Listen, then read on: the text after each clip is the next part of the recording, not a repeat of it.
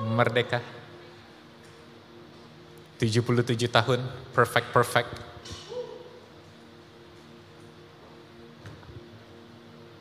Man, mungkin gak terlalu kelihatan tapi I love Indonesia so much.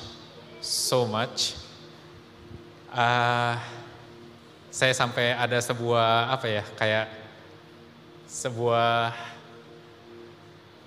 kayak ada tagline, damn I love Indonesia gitu. Man, I love Indonesia so much. Kalau saya bisa produknya semua produk Indonesia dari atas sampai bawah, I would love that in Jesus name. Hari ini saya ingin melanjutkan apa yang saya bagikan minggu lalu, saudara-saudara. Dan sebelumnya saya ingin meminta maaf karena ternyata minggu lalu lama sekali ya. Kita baru selesai jam 12.30, maafkan. Saya nggak nyangka gitu. Hari ini saya janji, apapun keadaannya kita akan selesai. Pasti selesai. Sebelum jam 12, gereja sudah selesai. In Jesus name. Minggu lalu saya membagikan sebuah firman, saudara-saudara. Ketika Nikodemus, seorang Farisi, seorang yang terpandang. Saya memberikan sedikit kilas balik, a flashback about what I shared last week. Seorang Nikodemus menghadap kepada Yesus dan dia tidak bertanya, dia berkata, "Guru, engkau pasti datang dari Tuhan." Lalu Yesus berkata bahwa engkau harus lahir kembali. Apa yang lahir dari daging adalah daging dan apa yang lahir dari roh adalah roh. Di dalam teologi, saudara-saudara, ada sebuah terminologi yang bernama anthropomorphism. Udah mulai kelihatan pintar saya? Susah kan ya kata-katanya, saya hafalin 2 jam loh. Anthropomorphism itu artinya adalah mencoba menggunakan apa yang biasa di dalam keseharian manusia untuk menggambarkan Tuhan. Contohnya, saudara-saudara, mata Tuhan memandang. Tuhan itu adalah roh. Jadi matanya belum tentu sama dengan seperti kita, tapi digunakan di dalam Alkitab agar kita sebagai manusia bisa mengerti maksud dari apa yang ingin disampaikan oleh Tuhan. Tangan Tuhan yang begitu kuat. Tuhan itu roh, saudara-saudara. Roh itu tidak mempunyai sebuah tangan fisik, tapi digunakan sebuah anthropomorphism itu untuk menjelaskan bagaimana karakter Tuhan agar kita dapat mengerti di dalam keseharian kita. Maka itu ketika Yesus berkata kamu harus lahir dari roh, kita tidak dapat mengerti bagaimana atau tidak dapat menjelaskan bagaimana sequence-nya atau bagaimana itu bisa terjadi, saudara-saudara. Tapi itu digunakan agar saudara dan saya dapat mengerti apa maksud dari Tuhan, yaitu lahir dari roh. Sebagaimana kita melihat lahir dalam keadaan natural, bahwa lahir hanya bisa sekali, saudara-saudara. Lahir itu dilahirkan dari seseorang yang mengasihi kita. Lalu ketika kita lahir, kita menjadi seorang ciptaan yang baru. Maka ketika Yesus berkata, saudara harus lahir dari roh, itu bisa memberikan sebuah gambaran bagi kita. Bahwa kita terlahir dan menjadi sebuah ciptaan baru, saudara-saudara. Minggu lalu saya dengan sengaja berulang kali menunjukkan ada 2 sisi, saudara-saudara. Yaitu sisi alam maut, sisi di mana kematian, saudara-saudara, dan di sini sisi alam hidup.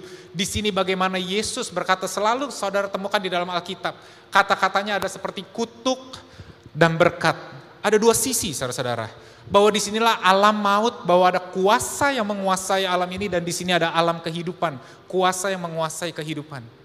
Di sini ada gelap, saudara-saudara, di sini ada terang.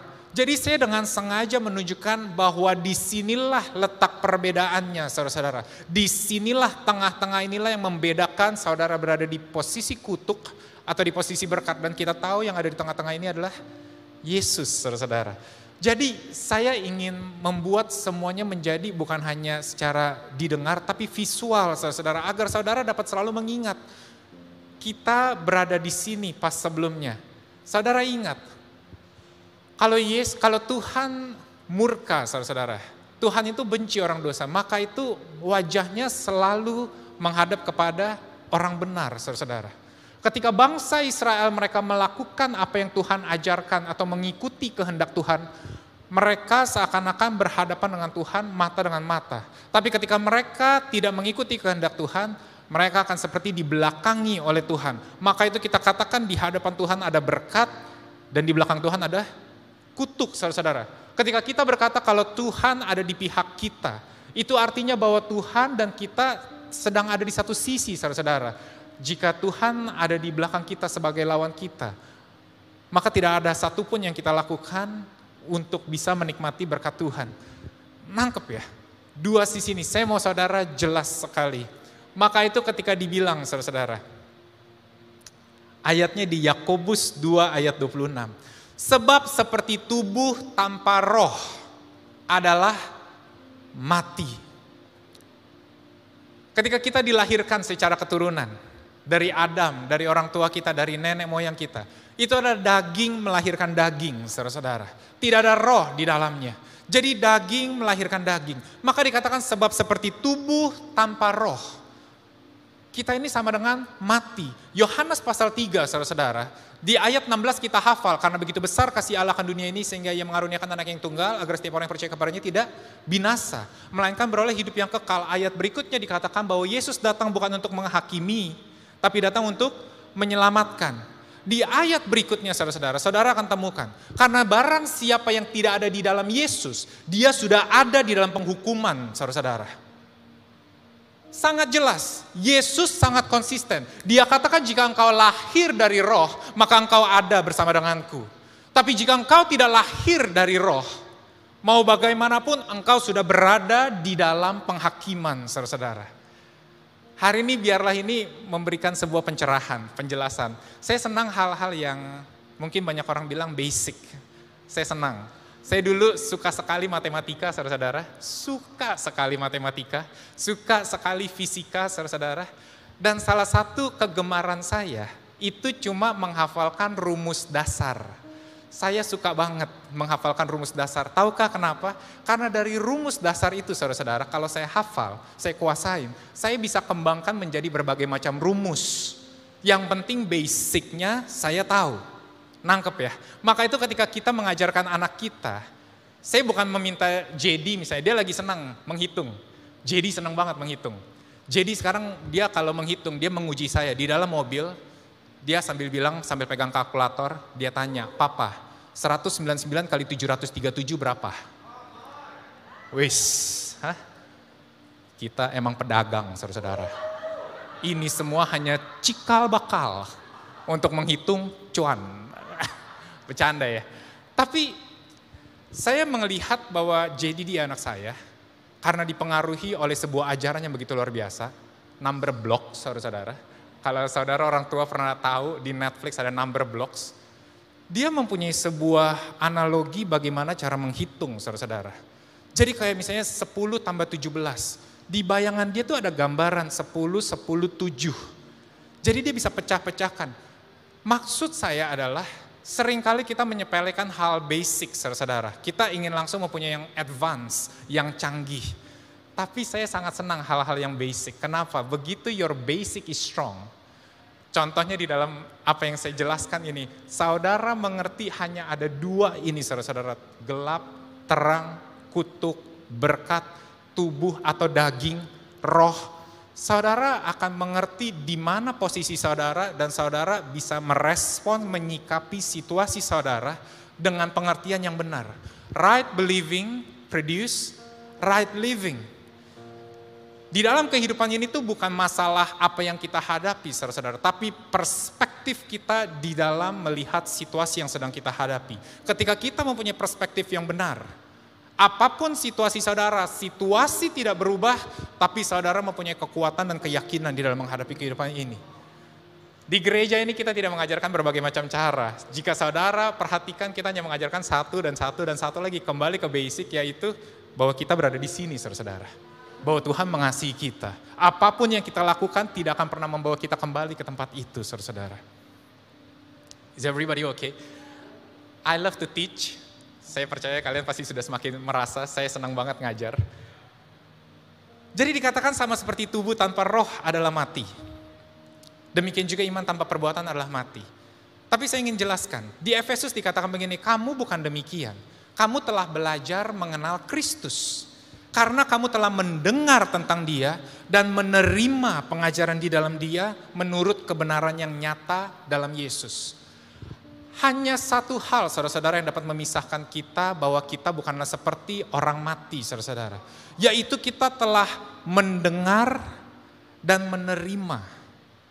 Banyak orang bisa mendengar tentang Injil, banyak orang bisa mendengar tentang karya keselamatan oleh Yesus, tapi mereka banyak yang tidak menerima.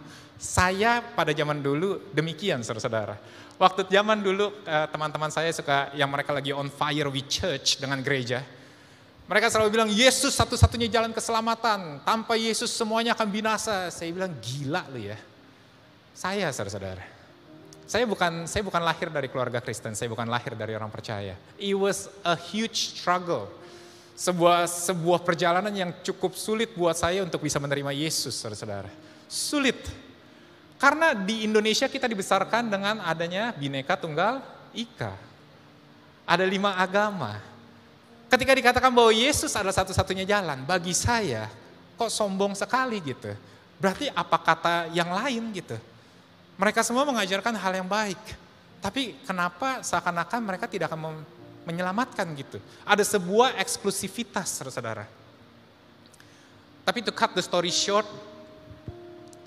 intinya ternyata saya mendengar tapi saya tidak bisa menerima. Maka itu cerita tentang Nikodemus, seorang yang berpendidikan, berpengetahuan, menjadi sebuah relevansi buat saya saudara-saudara. Karena seringkali ketika kita mengikuti Yesus, seakan-akan kita tidak membutuhkan pikiran kita tapi hanya percaya, hanya percaya, hanya percaya. Sedangkan Nikodemus saudara-saudara, orang yang berpendidikan, orang yang terpandang, saya yakin ada hal-hal yang disingkapkan oleh Tuhan. Bahwa Tuhan itu bisa menunjukkan loh bagaimana dengan cara berpikir, dengan logika saudara-saudara, bahwa dia dapat menjelaskan keberadaan dia untuk kita pribadi. Saya tidak bisa menjawab seluruh pertanyaan orang di dunia ini. Tidak bisa. Tuhan pun tidak akan menjawab pertanyaan seluruh orang di bumi ini. Tapi pertanyaan untuk saudara, dia tahu cara jawabnya. Dia tahu. Dan saudara, kita harus akui saudara-saudara, terkadang ada jawaban-jawaban yang bahkan tidak perlu luar biasa dalam, tidak perlu luar biasa pintar, tapi sebenarnya itu cukup buat kita. Tuhan tahu loh yang cukup buat saudara dan saya. Mungkin ada beberapa orang perlu dijawab dengan 8, nilai 8 baru kayaknya dia oke, dia mau gitu. Tapi ada orang-orang yang dengan nilai 3 pun sudah cukup saudara-saudara. Disinilah the beauty of God. He knows who you are. Pertanyaannya sekarang di kita. Mau sampai kapan kita dipuaskan? Kita tahu kok, at the back of our mind saya yakin saudara sebenarnya sudah tahu. Ini sebenarnya udah cukup, tapi karena kekerasan hati saudara-saudara, seringkali kita still not enough. Still not enough.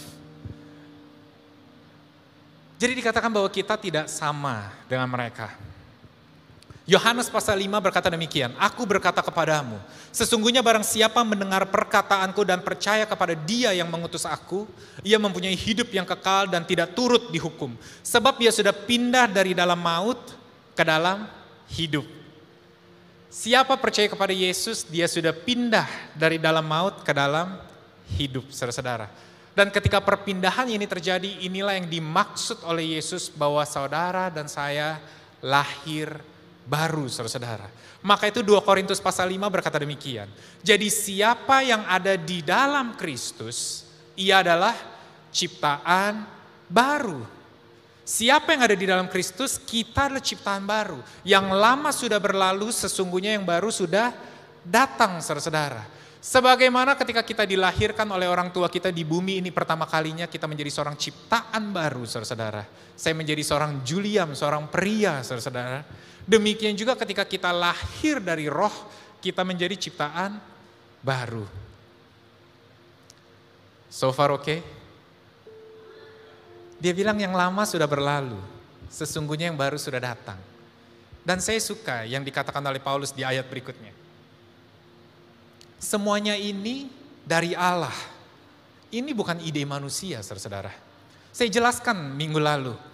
Bahwa Yesus adalah satu-satunya jalan yang paling berhak untuk mengubah garis kehidupan kita. Bahwa dia satu-satunya korban persembahan yang paling berhak dan yang bisa diterima oleh Tuhan. Ketika saya berkata bahwa di Alkitab ada penjelasan tentang mata ganti mata, gigi ganti gigi, saudara-saudara. Bahwa apa yang salah harus digantikan dengan apa yang nilainya sama. Yang dilakukan oleh Adam pertama, saudara-saudara. Kesalahan yang dilakukan oleh Adam pertama. Manusia pertama yang sempurna bukan hanya secara tubuh tapi juga secara roh ketika Tuhan menghembuskan nafasnya, menghembuskan rohnya ke dalam tubuh Adam, saudara-saudara.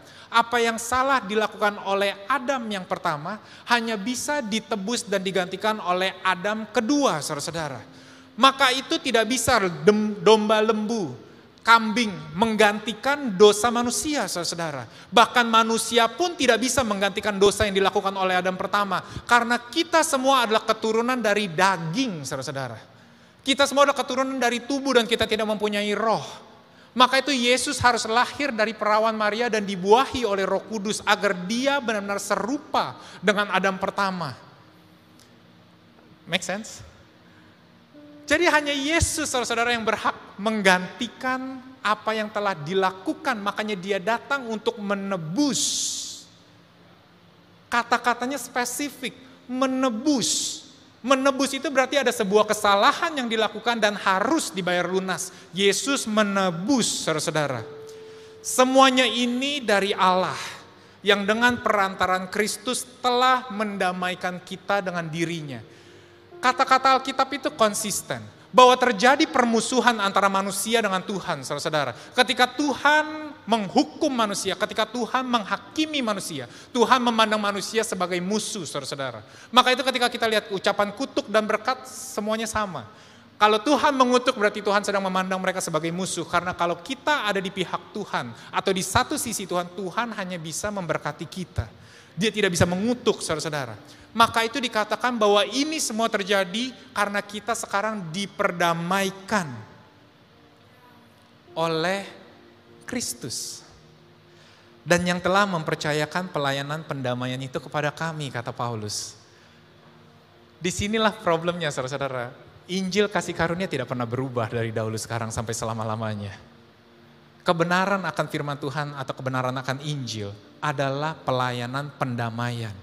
Bahwa pendamaian itu pembayaran untuk penebusan dosa dan pendamaian antara Tuhan dengan kita sudah dibayar lunas oleh Yesus, saudara-saudara.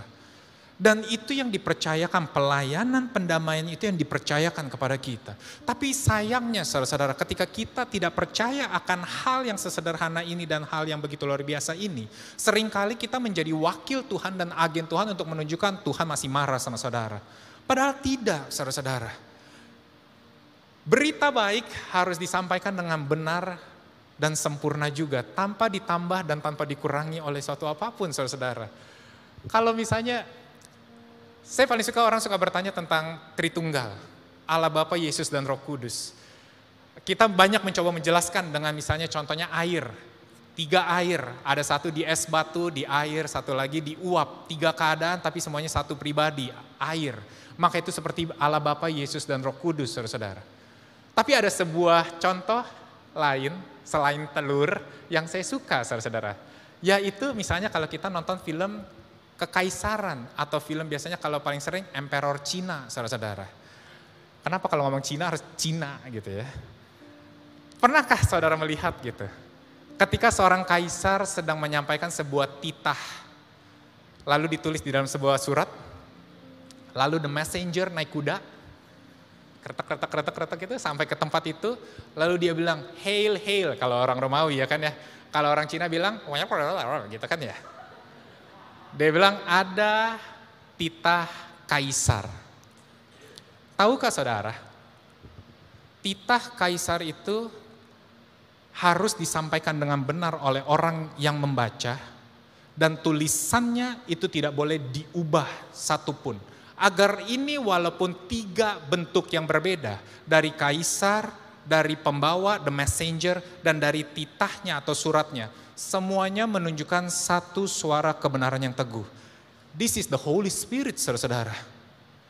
This is the work of the Trinity, saudara-saudara. Kaisar seperti Bapa, the messenger like Jesus, and the writings, tulisannya itu seperti Roh Kudus, saudara. Mereka semua mengatakan hal yang sama, tapi dalam bentuk yang berbeda dengan cara yang berbeda, saudara-saudara.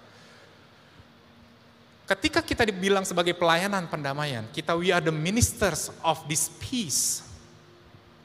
Maka kita tidak bisa. Makanya saya harus kembali ke basic lagi. Kita harus mengerti bahwa walaupun saudara ada di tempat ini, saudara banyak melakukan perbuatan baik, tapi Tuhan berkata kalau engkau tidak memiliki roh dan engkau tidak percaya, maka engkau sudah berada di bawah penghukuman, kata Tuhan. Karena bukan perbuatan baik kita lah yang akan menyelamatkan kita, tapi hanya ada satu, yaitu ketika kita berada di dalam Kristus yang telah menebus segala kesalahan kita, yang telah mendamaikan kita. Ketika kita percaya kepada Dia, maka kita sekarang ada di dalam Kristus. Konsisten, saudara-saudara. Dan kita dipandang sebagai ciptaan baru. Yang lama sudah berlalu, yang baru sudah datang, saudara-saudara. We are a new creation. Dan saya suka, sebab Allah mendamaikan dunia dengan dirinya oleh Kristus dengan tidak memperhitungkan pelanggaran mereka. Wah, saya nggak tahu dengan kehidupan saudara. Saya dari kecil sudah berdosa, saudara-saudara. Berbohong is part of my nature. Makanya ketika anak saya jadi dia mulai bisa berbohong, saudara-saudara. Saya kasih tahu Rizka kadang suka gregetan. Istri saya dia bilang, ini jadi bohong. Saya bilang, Neng, buat dia bisa berbohong dan kita percaya, ini anak pinter. Bener kan? Kalau dia nggak pinter, saudara-saudara, dia mau bohong kayak gimana pun, kita nggak akan percaya. Tapi karena kita percaya, berarti pinter. Dia tahu bagaimana cara kita berpikir, saudara-saudara, dan make us convinced with that. Saya cuma mau bilang, saya dulu pinter. Enggak, cuma itu doang. Saya suka berbohong. Mencuri is part of my daily lives. Saya tahu uang orang tua saya disimpan di mana, saya tahu. Saya tahu bagaimana cara mengambil, jumlahnya berapa yang tanpa mereka tahu, saya tahu, saudara-saudara. Man, I'm just a sinful man. Ketika dikatakan pelayanan pendamaian ini dilakukan oleh Kristus dengan tidak memperhitungkan pelanggaran mereka,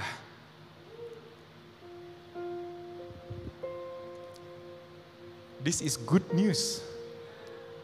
Ini kabar baik, saudara-saudara. Karena dulu saya dibesarkan, saya diajarkan bahwa di dalam kekristenan, ternyata ini di dalam semua agama, pada akhirnya nanti kita akan dihadapkan ke sebuah timbangan besar, saudara-saudara. Perbuatan baik dan perbuatan buruk akan ditimbang. Kalau perbuatan baik kita lebih banyak, maka kita bisa masuk ke dalam surga, saudara-saudara. Pingsan saya. Karena ketika saya sudah bertobat pun saya masih melanggar, saudara-saudara. Tapi Tuhan bilang dia tidak memperhitungkan kesalahan dan pelanggaran mereka. This is, dikatakan makanya, you are a new creation. Yang lama sudah berlalu. Tuhan tidak lagi memperhitungkan. Tapi problemnya, saudara-saudara, seringkali kita mengagung-agungkan ketika dikatakan, hey, Roh Kudus sedang mengingatkan kamu akan dosamu. Jangan takut kalau ditegur oleh Roh Kudus. Nggak konsisten. Tadi saya udah bilang, Kaisar, the messenger, and the writings have to be one voice. Tidak ada boleh yang dikurangi dan tidak boleh ditambahkan. Kalau Tuhan berkata dia tidak lagi memperhitungkan pelanggaran mereka, then what is the Holy Spirit doing? Sedang mengingat-ingatkan kita akan pelanggaran kita. That is not the truth, saudara-saudara. Nangkep ya? Yang konsisten adalah bapa pendusta atau the accuser of our brethren. Sang penuduh itulah yang sedang menuduh dan mengingatkan kita akan dosa kita, saudara-saudara. Dialah yang sedang membuat kita merasa tidak nyaman dan merasa bahwa kita tidak pantas untuk diberkati dan dilindungi oleh Tuhan. Are you getting this? Karena kalau Tuhan tidak memperhitungkan pelanggaran mereka, buat apa dia sekarang melakukan untuk mengingatkan pelanggaran saudara? There's no point. Kalau misalnya dia mengingatkan pelanggaran saudara, berarti cuma satu. Apa yang Yesus lakukan tidak cukup baik bagi Bapa. maka itu dia berkata kamu harus masih bertanggung jawab akan perbuatanmu. Tapi kalau dia konsisten, dia bilang sudah selesai oleh Yesus, pelayanan pendamaian ini sudah selesai, bahwa kita telah didamaikan oleh Kristus dan sudah selesai, saudara-saudara. Dan dia katakan bahwa inilah pengorbanan yang paling sempurna. Maka ketika kita di sini tidak ada suara apapun dari Bapa, dari Yesus, dari Roh Kudus yang berkata, you are not good enough. Kamu masih merokok, kamu masih nonton pornografi, kamu masih berbohong, kamu masih mencuri, kamu masih melakukan seks bebas, kamu masih melakukan narkoba. Lalu dibilang kamu gak pantas akan kebaikan Tuhan. Tapi ketika kita katakan ini, saudara-saudara, ketika kita katakan kebenaran ini, pasti akan ada yang bilang, kalau begitu berarti pastor sedang mengendorse dosa dong. Berarti kita sebagai orang percaya boleh dong hidup dalam dosa. No, you're not getting this. We are a new creation. Yang lama sudah berlalu. Yang baru sudah datang. Saudara harus perhatikan. Kalimat di dalam Alkitab itu spesifik, saudara-saudara. Ada kalimat di dalam kitab Kolose. Dia berkatakan bahwa kita ada di dalam kuasa kegelapan, lalu pindah ke dalam alam kehidupan, saudara-saudara. Kuasa, dominion. Di dalam kegelapan ada kuasa, ada penguasanya, saudara-saudara. Jadi apapun niat baik yang ingin kita lakukan, tapi kalau penguasa kita bilang tidak, saudara-saudara, then we have no strength to change. Maka itu kita berada di bawah kuasa dosa, saudara-saudara. Bahwa kita seperti budak, saudara-saudara, kita seperti hamba. Kita ketika melihat obat-obatan, ketika kita melihat rokok, ketika kita melihat film porno, saudara-saudara, kita seakan-akan tidak mempunyai kuasa, saudara-saudara, karena kita diperbudak dan diperhamba. Tapi ketika Tuhan berkata we are a new creation, firman Tuhan di Titus berkata, now you can say no. Hanya orang merdeka, saudara-saudara, yang bisa berkata tidak, saudara-saudara, kepada kuasa lain. Hanya orang bebas, saudara-saudara, yang bisa memilih untuk berkata, saya tidak mau melakukan itu, saudara-saudara. Di sini mau niat baik apapun yang saudara miliki, ketika saudara berada di bawah kuasa tersebut, saudara pasti akan jatuh lagi. Pasti tidak akan bisa lepas, saudara-saudara. Karena saudara berada di bawah kuasa. Tapi sekarang ketika kita berada di sini, saudara-saudara, hanya di sinilah kita bisa berkata, tidak, saudara-saudara. Percaya deh, saya percaya 100%. Saya percaya 100%. Ketika saudara percaya kepada Yesus, ketika saudara percaya kepada Tuhan, pasti sudah mulai setiap kali ada pergumulan. Karena saudara ingin berkata tidak, tapi saudara tahu enak banget itu kalau ngebakar satu batang lagi. Tapi sebenarnya saudara ingin berkata tidak, saudara-saudara. Dan seringkali saudara bisa berkata tidak. Karena hanya di dalam sinilah saudara-saudara sebagai ciptaan baru. Saudara mempunyai kuasa ini, dan saya mau kasih tahu, kunci, saudara-saudara, kunci dari kemenangan dan kemerdekaan sesungguhnya adalah saudara tahu bahwa saudara mau bagaimanapun perbuatan buruk saudara di sini tidak akan membawa kembali ke tempat itu, saudara-saudara. Disinilah the breakthrough dan hikmat Tuhan yang kita nggak bisa selami, saudara-saudara. Karena kita selalu berpikir, harus bebas sekarang, harus berubah sekarang, harus hidupnya kudus sekarang. Saudara, kudus is inside out. I will explain to you later. It's always inside out, saudara-saudara. It's never outside in, but inside out. Let me explain this. Are you okay? Saya minggu lalu katanya overexcited. Siapa yang gak bisa excited kayak pas preaching kayak gini, saudara-saudara. This is like 2 Korintus 1, saudara-saudara, dikatakan demikian. Sebab Dia yang telah meneguhkan kami bersama-sama dengan kamu di dalam Kristus adalah Allah yang telah mengurapi, memeteraikan tanda miliknya atas kita, dan yang memberikan Roh Kudus di dalam hati kita sebagai jaminan dari semua yang telah disediakan untuk kita. This is the significance of you are being born by the Spirit, saudara-saudara. Ketika saudara lahir dari roh, saudara-saudara. Ketika saudara lahir dari roh, saudara menjadi ciptaan baru. Dan saudara sekarang dimateraikan. Makanya dikatakan darahnya mengalir di dalam kita. DNA dia ada di dalam kita, saudara-saudara. We are his blood true and true. Kita dimateraikan dan Roh Kudus itu tinggal di dalam kita sebagai jaminan, saudara-saudara. Sebagai jaminan. Judul khotbah saya itu adalah 100% warranty. Jaminan 100%. Siapa yang gak suka kalau kita beli barang, kita dapat jaminan 100% dan seumur hidup. A lifetime warranty, siapa yang gak suka? Karena begitu rusak, setiap kali kita hanya perlu kembalikan kepada tokonya. What's going on? You need to fix this. Kalau gak bisa, you need to change this. A lifetime warranty, saudara-saudara. Dan ini yang dikatakan oleh Tuhan. Ketika saudara lahir baru di dalam Roh Kudus tinggal di dalam kita sebagai jaminan. Sebagai jaminan, saudara-saudara. Dan ini bukan cuma hanya satu ayat, saya akan bacakan di 2 Korintus 5 ayat 5. Tetapi Allah lah yang justru mempersiapkan kita untuk hal itu dan yang mengaruniakan Roh kepada kita sebagai jaminan segala sesuatu yang telah disediakan bagi kita. Telah disediakan, bukan akan, saudara-saudara. Telah disediakan. Tuhan tahu kok, ketika dia menciptakan bumi ini, dia tahu kok. Suatu hari nanti kesehatan akan menjadi suatu hal yang penting. Dia tahu kok. Dia tahu kok ketika dia menciptakan bumi ini suatu hari nanti makanan akan menjadi sebuah hal yang penting. Dia tahu kok suatu hari nanti keuangan akan menjadi hal yang dibutuhkan oleh setiap dari kita. Dia tahu, maka itu dia telah sediakan, saudara-saudara. Bukan ketika kita lahir lalu dia bilang, wow, perjalanan hidup yang ini saya belum pernah lihat nih. Saya cukup kaget. Gimana ya cara menyediakan? Dia bilang telah disediakan dan Roh Kudus itu adalah jaminan. Efesus pasal 1, saudara-saudara. Dikatakan demikian, di dalam dia kamu juga, karena kamu telah mendengar firman kebenaran, yaitu Injil keselamatanmu. Di dalam dia kamu juga, ketika kamu percaya, dimateraikan dengan Roh Kudus yang dijanjikannya itu. Dan Roh Kudus itu adalah jaminan bagian kita sampai kita memperoleh seluruhnya, yaitu penebusan yang menjadikan kita milik Allah untuk memuji kemuliaannya.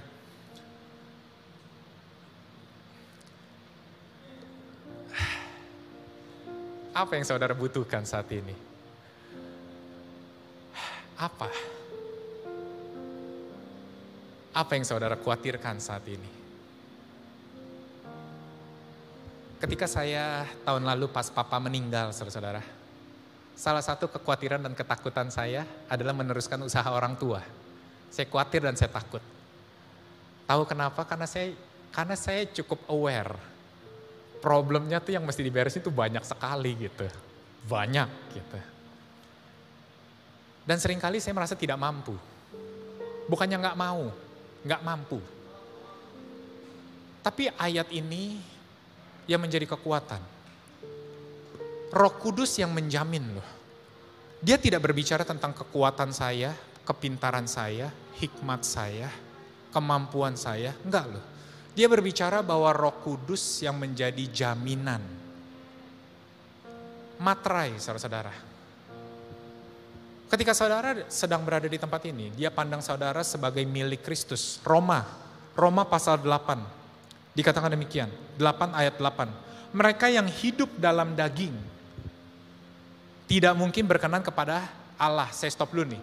Sering kali kita menggunakan ayat ini dan kita berbicara hidup dalam daging adalah hidup yang dengan kedagingan, yang berzinah, berpesta, mabuk-mabukan, mencuri, perbuatan-perbuatan dosa, dan kita sering identikan dengan perbuatan daging. Tapi tahukah saudara, tadi Yakobus bilang sama seperti tubuh tanpa roh adalah mati. Daging itu sebenarnya berbicara engkau tidak ada roh, saudara-saudara. Bukan berbicara perbuatan, tapi identitas, saudara-saudara. Saya ulang ya, I hope you get this. Kedagingan itu bukan berbicara mengenai apa yang saudara lakukan, tapi berbicara mengenai siapa saudara. Kalau saudara adalah daging, itu artinya bahwa saudara tidak memiliki roh, saudara-saudara. Kenapa saya yakin? Karena dia bilang begini, tetapi kamu tidak hidup dalam daging, melainkan dalam roh. jika memang roh Allah diam di dalam kamu. Tetapi jika orang tidak memiliki roh Kristus, ia bukan milik Kristus, saudara-saudara. Jadi di sini saudara-saudara kita disebut sebagai daging, saudara-saudara. Orang berdosa, orang daging, perbuatan daging, saudara-saudara. Ketika kita di sini, kita hidup di dalam roh, kita disebut sebagai ciptaan baru, spiritual being.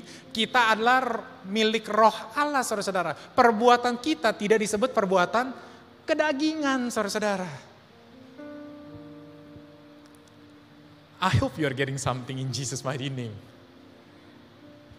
Karena kita sudah terbiasa terbawa paradigma bahwa daging itu selalu orang perbuatan-perbuatan tercela. Maka itu seringkali dikatakan walaupun kau sudah percaya kepada Tuhan, tapi engkau masih hidup dalam kedagingan. Nggak make sense. Nggak make sense. Kedagingan digunakan untuk menunjukkan sebuah identitas tanpa roh, saudara-saudara. Jadi ketika kita di sini, kita bukan sedang melakukan perbuatan kedagingan, saudara-saudara. In Jesus' name. In Jesus' name. Roma pasal 8 ayat 16 berkata demikian. Roh itu bersaksi bersama-sama dengan roh kita bahwa kita adalah anak-anak Allah. Roh yang tadi tinggal di dalam kita ketika kita lahir baru. Roh itu bersaksi bahwa kita adalah anak-anak Allah.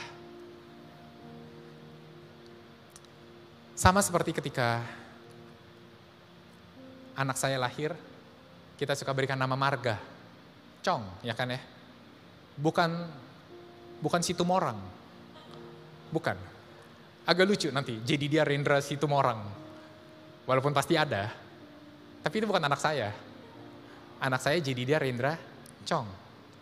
Maksudnya apa sih?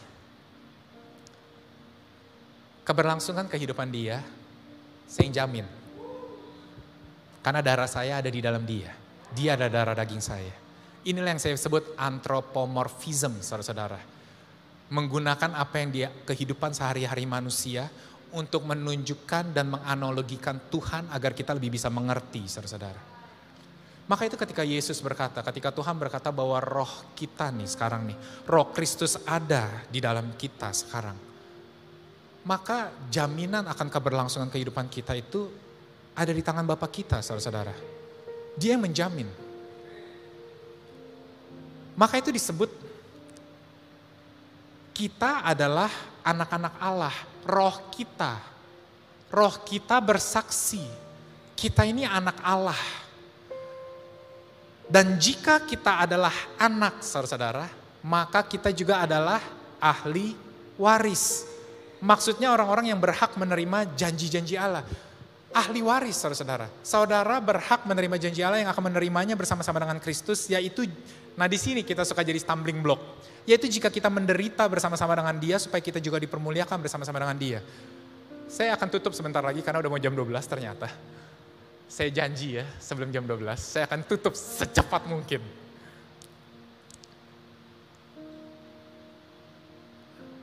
Seringkali kita stumbling blocknya adalah ketika kita menderita bersama dengan dia, saudara-saudara.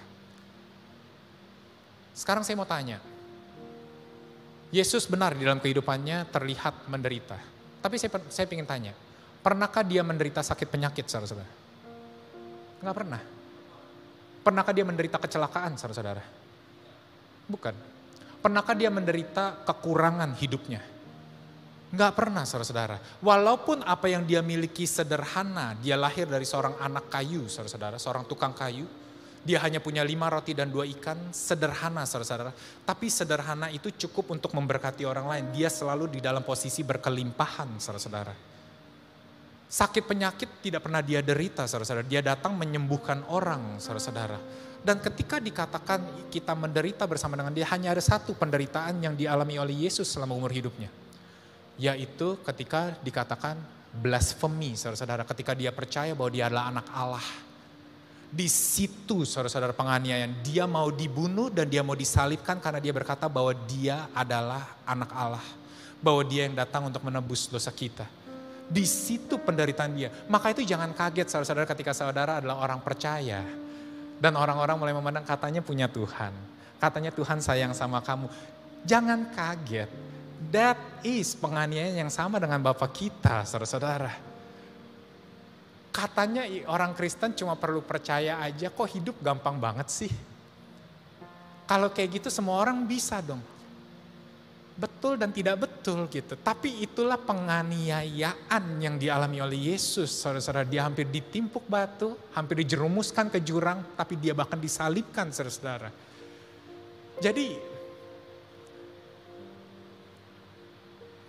jangan kaget saudara-saudara sebagai orang percaya, kita dipertanyakan kekristenan kita. Seakan-akan kita salah saudara-saudara.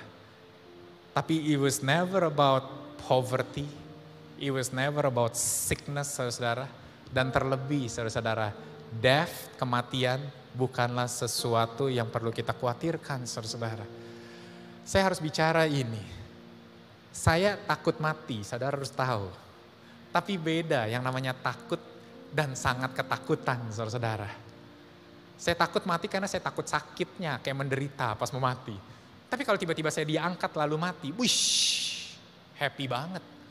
Ya kan, kayak Pastor Kenneth Hagin. Ada yang pernah dengar Pastor Kenneth Hagin? Dia katanya begitu dekat sama Tuhan. Suatu hari dia pas ngelihat anaknya keluarga berkumpul semuanya ketawa, just such joyful meaning. Lalu dia bilang ke istrinya, saya mau ke atas mau ketemu Tuhan. Istrinya tahu, ketemu Tuhan itu biasanya berdoa. Tahu apa yang terjadi saudara-saudara, dia naik ke atas, dia tiduran, dia sini, meninggal saudara-saudara. Karena his prayer Tuhan bilang gitu buat dia. Kamu akan kembali ke rumahku ketika satu keluarga berkumpul and there is such joy, such dance in the house. Dan dia pergi. Yang kayak gitu saya juga gak takut mati saudara-saudara. Hah? Istriku mau ketemu Tuhan dulu. Tidur cabut. Tapi yang kita takut mati itu kan kita takut kayak aduh. Nafas bengek gitu yang kayak ngep gitu. Saya takut itu, saya takut. Saya bukan sedang mencoba meledek ya, bukan saudara-saudara. Saya takut jujur. Ini aja sakit dikit, aduh batu ginjal jangan-jangan. Aduh punggung, aduh lutut.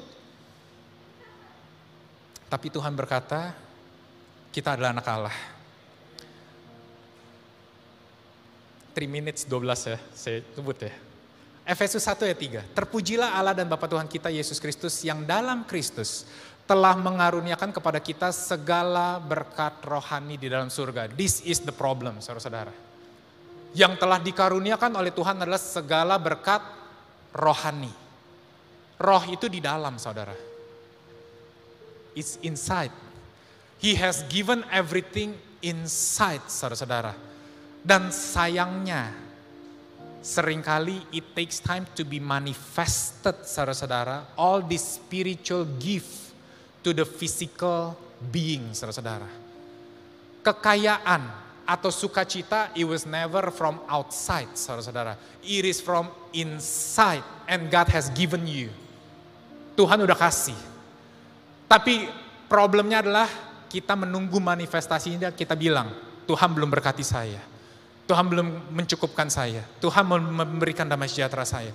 But it's always from within, saudara-saudara. Ketika kita di dalam kedagingan, saudara-saudara, kita selalu dipengaruhi oleh apa yang terjadi di sekeliling kita dan mempengaruhi dalam kita. Tapi ketika kita menjadi ciptaan baru, saudara-saudara, di dalam terang, dari dalam kita yang mempengaruhi apa yang ada di sekeliling kita. Maka itu firman Tuhan di Paulus berkata, for us not walking by sight, but we are walking by faith.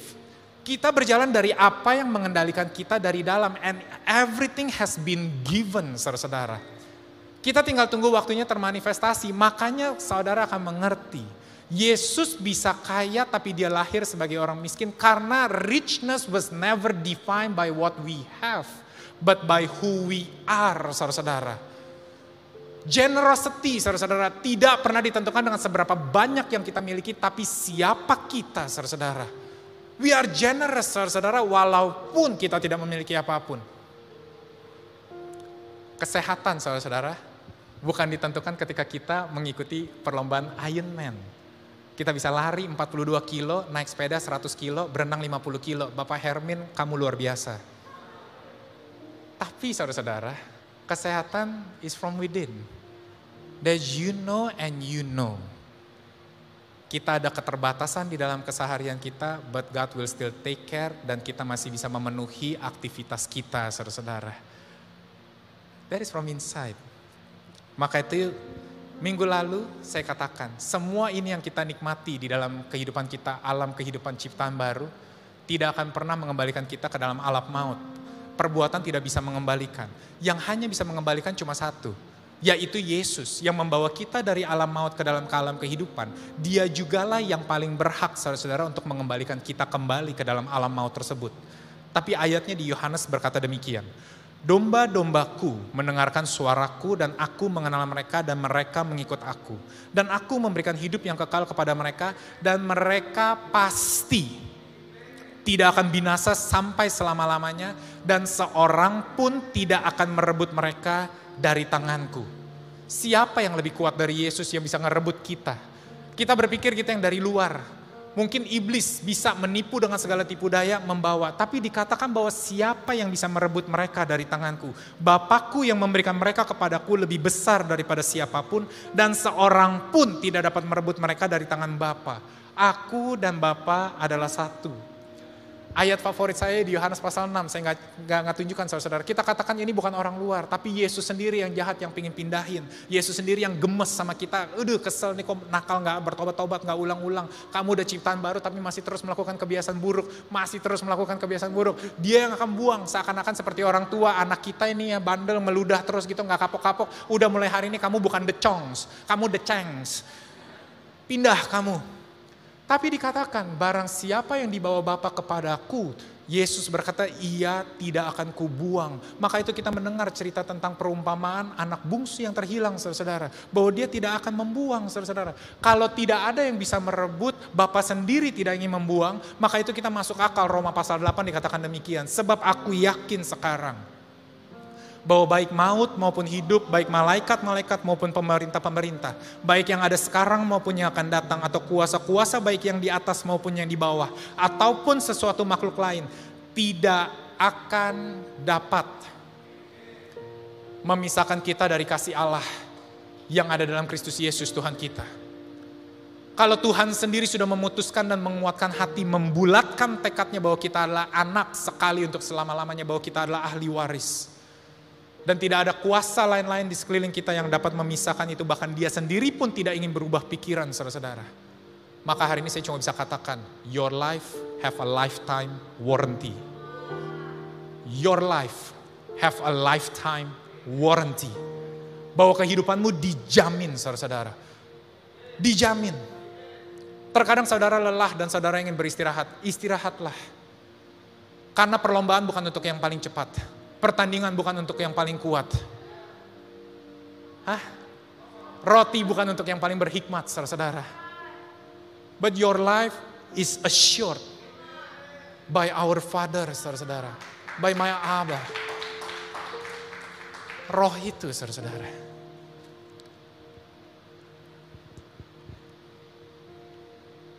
Ada satu lagu, saudara-saudara, yang nyiang terus dari kemarin. Sembari saya minta tim worship, kita udah udah jam 12. Saya minta tim praise and worship untuk naik, tapi lagunya berkata demikian.